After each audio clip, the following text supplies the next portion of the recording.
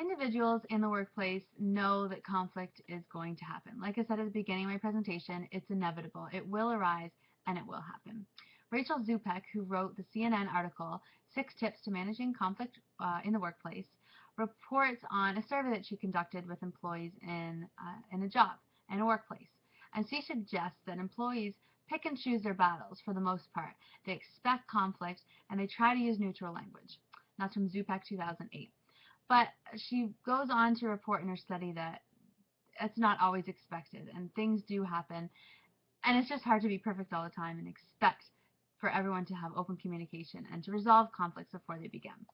So that's why when everything blows up, when people start freaking out and getting in fights, there needs to be a conflict resolution plan intact.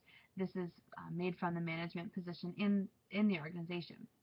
So in the article, Handling Conflict in the Workplace, Whose Job Is It?, the author Yvonne Nindell talks about how having a conflict resolution plan is of utmost importance because it helps confront and resolve the issue right away and in a positive, healthy manner. What I always say is if you fail to plan, you plan to fail. So plans need to be set in place. It needs to be something that happens every time there's a conflict that will arise. Like, for example, confronting the issue right away, bringing in all parties, talking about the conflict that is on their hands, and everything laid out on the table so they can be open in discussion and resolve the conflict completely. So even if it's something as simple as, Don, don't click your pen anymore when you're around Aaron, or Adam, don't talk about all your religious views in front of Zeke so he can't hear you. Something as simple as that, and a medium, or someone that can negotiate and be a neutral party that can tell everyone where to go from here and to move on. So that's why I want to move on to the next part, which is moving on from a conflict. The literature shows that a little conflict in the workplace, it's okay. It's not the end of the world.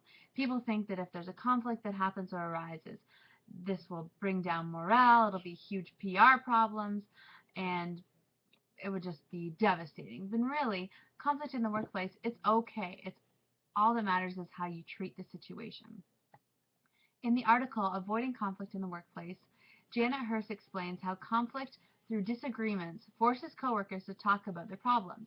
Avoiding conflict only sweeps issues under the rug, and it makes people build up resentments toward each other. If they constantly see something happening and it's building up and never being addressed, that's why they're going to blow up and have a huge conflict in a result of that. So having everything out on the table and people talking about their issues, that's really helpful, and that helps people move on and move forward. So an agreement is made. There's some type of a mediating decision that helps people move on and move forward. In the article Managing Conflict in Public Organization, the author Glenn Starks believes that to properly handle and resolve a conflict, a manager must follow through with a 5-step plan. And his example is planning, facing, follow-up, resolving, and following up again. So through the research that I conducted, it seems that it's very important to follow up. So maybe a few weeks after the conflict arises, pull these people that are dealing with the conflict into your office and have them talk about how they're doing now, if they're still dealing with it, if problems are still arising.